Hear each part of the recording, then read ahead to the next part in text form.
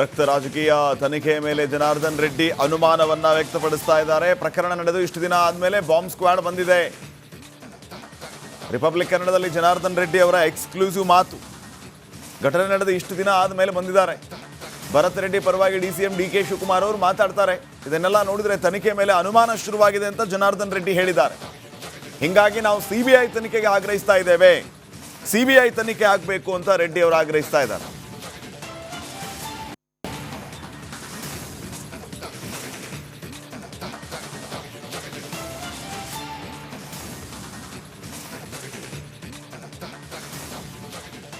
ಜನಾರ್ದನ್ ರೆಡ್ಡಿ ಅವರ ಮನೆಯ ಮುಂದೆ ಫೈರಿಂಗ್ ಆಗಿರ್ತಕ್ಕಂಥ ಪ್ರಕರಣಕ್ಕೆ ಸಂಬಂಧಪಟ್ಟಂತೆ ಇವತ್ತು ಬಾಂಬ್ ನಿಷ್ಕ್ರಿಯ ದಳದವರು ತನಿಖೆ ನಡೆಸ್ತಕ್ಕಂಥ ಸಂದರ್ಭದಲ್ಲಿ ಮತ್ತೆ ಒಂದು ಬುಲೆಟ್ ಪತ್ತೆ ಆಗಿರ್ತಕ್ಕಂಥದ್ದು. ಈ ಬಗ್ಗೆ ಮಾತನಾಡೋದಕ್ಕೆ ನನ್ನ ಜೊತೆ ಈಗ ಶಾಸಕರಾದ ಜನಾರ್ದನ್ ರೆಡ್ಡಿ ಅವರಿದ್ದಾರೆ. ಸರ್, ಈಗ ಮತ್ತೆ ಒಂದು ಬುಲೆಟ್ ಸಿಕ್ಕಿದೆ. ನೀವು ಕೂಡ 2 ಬುಲೆಟ್ ತೋರಿಸಿದ್ರಿ, ಪೊಲೀಸರು ಕೂಡ ಹಲವಾರು ಬುಲೆಟ್ಗಳನ್ನ ಹೊರಿಸ್ಕೊಂಡು ನೀವು 3 ತೋರಿಸಿದ್ರಿ. ಈಗ ಮತ್ತೆ ಒಂದು ಪತ್ತೆ ಆಗಿದೆ, ಏನು ಹೇಳ್ತೀರಿ ಸರ್? ನೋಡಿ, ಇನ್ನೂ ಅವರು ಬಾಂಬ್ ನಿಷ್ಕ್ರಿಯ ದಳ ಇವತ್ತು ನಾಳೆ ಅವರು ಹೀಗೆ ಮುಂದೆ ವರ್ತಿದ್ರೆ ನನಗೆ ತಿಳಿದಷ್ಟು ಮಟ್ಟಿಗೆ ಒಂದು 30-40 ಬುಲೆಟ್ಗಳು ಸಿಗಬೇಕು. ಸೊ ಹಾಗಾಗಿ ನೋಡಿ, ಫೈರಿಂಗ್ ಆಗಿದ್ದು 1ನೇ ತಾರೀಕು, ಇವತ್ತು 5ನೇ ತಾರೀಕು. ಇವತ್ತು ಬಾಂಬ್ ನಿಷ್ಕ್ರಿಯ ದಳ ಬರ್ತಾರೆ ಅಂತಂದರೆ ಎಷ್ಟು ನಿಧಾನಗತಿಯಲ್ಲಿ ಇವತ್ತು ತನಿಖೆ ಆಗ್ತಾ ಇದೆ ಅನ್ನೋದು ನಿಮ್ಮ ಕಣ್ಣು ಮುಂದೆನೇ ಇದೆ.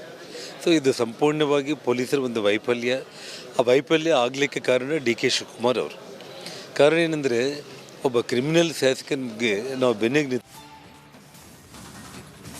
ರಕ್ತ ರಾಜಕೀಯ ತನಿಖೆ ಮೇಲೆ ಜನಾರ್ದನ್ ರೆಡ್ಡಿ ಅನುಮಾನವನ್ನ ವ್ಯಕ್ತಪಡಿಸ್ತಾ ಇದ್ದಾರೆ. ಪ್ರಕರಣ ನಡೆದು ಇಷ್ಟು ದಿನ ಆದ್ಮೇಲೆ ಬಾಂಬ್ ಸ್ಕ್ವಾಡ್ ಬಂದಿದೆ. ರಿಪಬ್ಲಿಕ್ ಕನ್ನಡದಲ್ಲಿ ಜನಾರ್ದನ್ ರೆಡ್ಡಿ ಅವರ ಎಕ್ಸ್ಕ್ಲೂಸಿವ್ ಮಾತು. ಘಟನೆ ನಡೆದು ಇಷ್ಟು ದಿನ ಆದ್ಮೇಲೆ ಬಂದಿದ್ದಾರೆ. ಭರತ್ ರೆಡ್ಡಿ ಪರವಾಗಿ ಡಿಸಿಎಂ ಡಿಕೆ ಶಿವಕುಮಾರ್ ಅವರು ಮಾತಾಡ್ತಾರೆ. ಇದನ್ನೆಲ್ಲ ನೋಡಿದ್ರೆ ತನಿಖೆ ಮೇಲೆ ಅನುಮಾನ ಶುರುವಾಗಿದೆ ಅಂತ ಜನಾರ್ದನ್ ರೆಡ್ಡಿ ಹೇಳಿದ್ದಾರೆ. ಹಿಂಗಾಗಿ ನಾವು ಸಿಬಿಐ ತನಿಖೆಗೆ ಆಗ್ರಹಿಸ್ತಾ ಇದ್ದೇವೆ. ಸಿಬಿಐ ತನಿಖೆ ಆಗಬೇಕು ಅಂತ ರೆಡ್ಡಿ ಅವರು ಆಗ್ರಹಿಸ್ತಾ ಇದ್ದಾರೆ.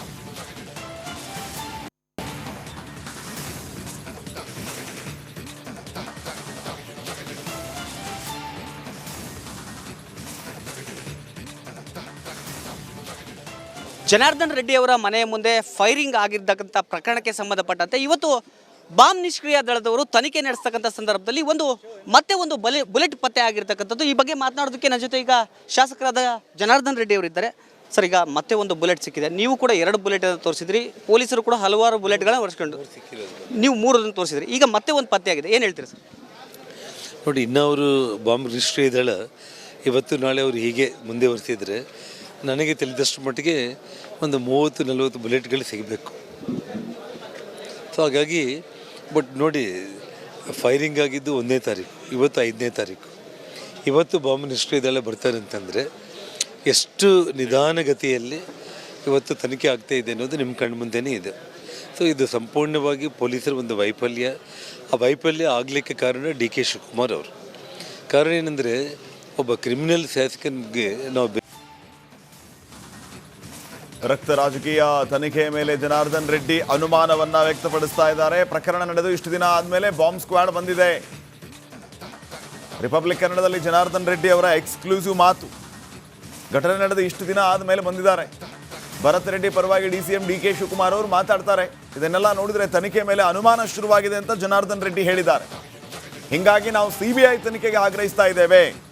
ಸಿಬಿಐ ತನಿಖೆ ಆಗಬೇಕು ಅಂತ ರೆಡ್ಡಿ ಅವರು ಆಗ್ರಹಿಸ್ತಾ ಇದ್ದಾರೆ.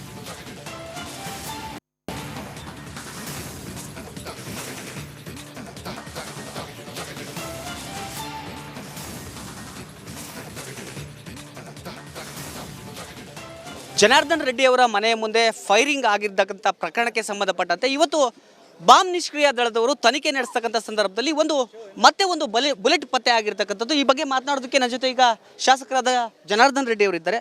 ಸರ್, ಈಗ ಮತ್ತೆ ಒಂದು ಬುಲೆಟ್ ಸಿಕ್ಕಿದೆ. ನೀವು ಕೂಡ 2 ಬುಲೆಟ್ ತೋರಿಸಿದ್ರಿ, ಪೊಲೀಸರು ಕೂಡ ಹಲವಾರು ಬುಲೆಟ್ಗಳನ್ನ ಹೊರಿಸ್ಕೊಂಡು ನೀವು 3 ತೋರಿಸಿದ್ರಿ. ಈಗ ಮತ್ತೆ ಒಂದು ಪತ್ತೆ ಆಗಿದೆ, ಏನು ಹೇಳ್ತೀರಿ ಸರ್? ನೋಡಿ, ಇನ್ನೂ ಅವರು ಬಾಂಬ್ ನಿಷ್ಕ್ರಿಯ ದಳ ಇವತ್ತು ನಾಳೆ ಅವರು ಹೀಗೆ ಮುಂದೆ ವರ್ತಿದ್ರೆ ನನಗೆ ತಿಳಿದಷ್ಟು ಮಟ್ಟಿಗೆ ಒಂದು 30-40 ಬುಲೆಟ್ಗಳು ಸಿಗಬೇಕು.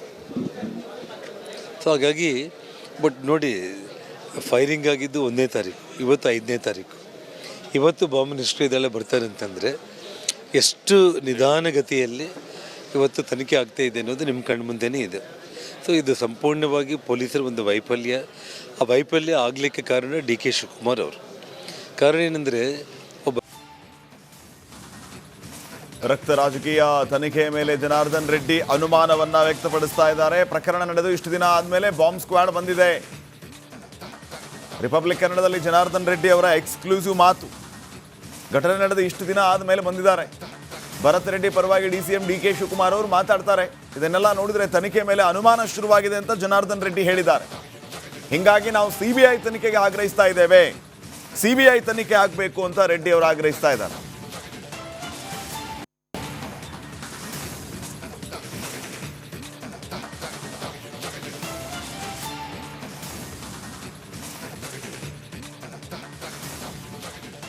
ಜನಾರ್ದನ್ ರೆಡ್ಡಿ ಅವರ ಮನೆಯ ಮುಂದೆ ಫೈರಿಂಗ್ ಆಗಿರ್ತಕ್ಕಂಥ ಪ್ರಕರಣಕ್ಕೆ ಸಂಬಂಧಪಟ್ಟಂತೆ ಇವತ್ತು ಬಾಂಬ್ ನಿಷ್ಕ್ರಿಯ ದಳದವರು ತನಿಖೆ ನಡೆಸ್ತಕ್ಕಂಥ ಸಂದರ್ಭದಲ್ಲಿ ಮತ್ತೆ ಒಂದು ಬುಲೆಟ್ ಪತ್ತೆ ಆಗಿರ್ತಕ್ಕಂಥದ್ದು. ಈ ಬಗ್ಗೆ ಮಾತನಾಡೋದಕ್ಕೆ ನನ್ನ ಜೊತೆ ಈಗ ಶಾಸಕರಾದ ಜನಾರ್ದನ್ ರೆಡ್ಡಿ ಅವರು ಇದ್ದಾರೆ.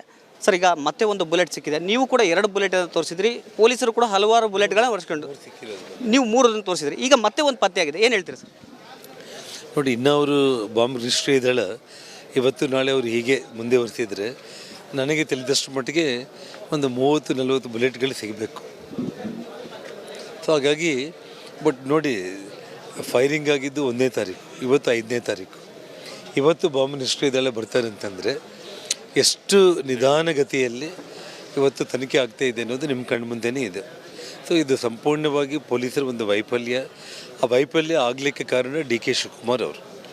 ಕಾರಣ ಏನಂದರೆ, ಒಬ್ಬ ಕ್ರಿಮಿನಲ್ ಶಾಸಕನಿಗೆ ರಕ್ತ ರಾಜಕೀಯ ತನಿಖೆಯ ಮೇಲೆ ಜನಾರ್ದನ್ ರೆಡ್ಡಿ ಅನುಮಾನವನ್ನ ವ್ಯಕ್ತಪಡಿಸ್ತಾ ಇದ್ದಾರೆ. ಪ್ರಕರಣ ನಡೆದು ಇಷ್ಟು ದಿನ ಆದಮೇಲೆ ಬಾಂಬ್ ಸ್ಕ್ವಾಡ್ ಬಂದಿದೆ. ರಿಪಬ್ಲಿಕ್ ಕನ್ನಡದಲ್ಲಿ ಜನಾರ್ದನ್ ರೆಡ್ಡಿ ಅವರ ಎಕ್ಸ್ಕ್ಲೂಸಿವ್ ಮಾತು. ಘಟನೆ ನಡೆದು ಇಷ್ಟು ದಿನ ಆದಮೇಲೆ ಬಂದಿದ್ದಾರೆ. ಭರತ್ ರೆಡ್ಡಿ ಪರವಾಗಿ DCM DK ಶಿವಕುಮಾರ್ ಅವರು ಮಾತಾಡ್ತಾರೆ. ಇದನ್ನೆಲ್ಲ ನೋಡಿದ್ರೆ ತನಿಖೆ ಮೇಲೆ ಅನುಮಾನ ಶುರುವಾಗಿದೆ ಅಂತ ಜನಾರ್ದನ್ ರೆಡ್ಡಿ ಹೇಳಿದ್ದಾರೆ. ಹಿಂಗಾಗಿ ನಾವು CBI ತನಿಖೆಗೆ ಆಗ್ರಹಿಸ್ತಾ ಇದ್ದೇವೆ. CBI ತನಿಖೆ ಆಗಬೇಕು ಅಂತ ರೆಡ್ಡಿ ಅವರು ಆಗ್ರಹಿಸ್ತಾ ಇದ್ದಾರೆ.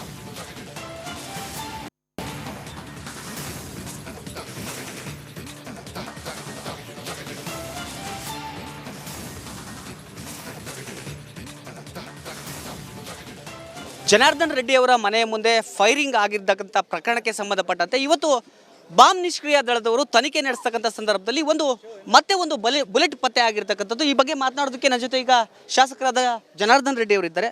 ಸರ್, ಈಗ ಮತ್ತೆ ಒಂದು ಬುಲೆಟ್ ಸಿಕ್ಕಿದೆ. ನೀವು ಕೂಡ 2 ಬುಲೆಟ್ ತೋರಿಸಿದ್ರಿ, ಪೊಲೀಸರು ಕೂಡ ಹಲವಾರು ಬುಲೆಟ್ಗಳನ್ನ ಹೊರಿಸ್ಕೊಂಡು ನೀವು 3 ತೋರಿಸಿದ್ರಿ. ಈಗ ಮತ್ತೆ ಒಂದು ಪತ್ತೆ ಆಗಿದೆ, ಏನು ಹೇಳ್ತೀರಿ ಸರ್?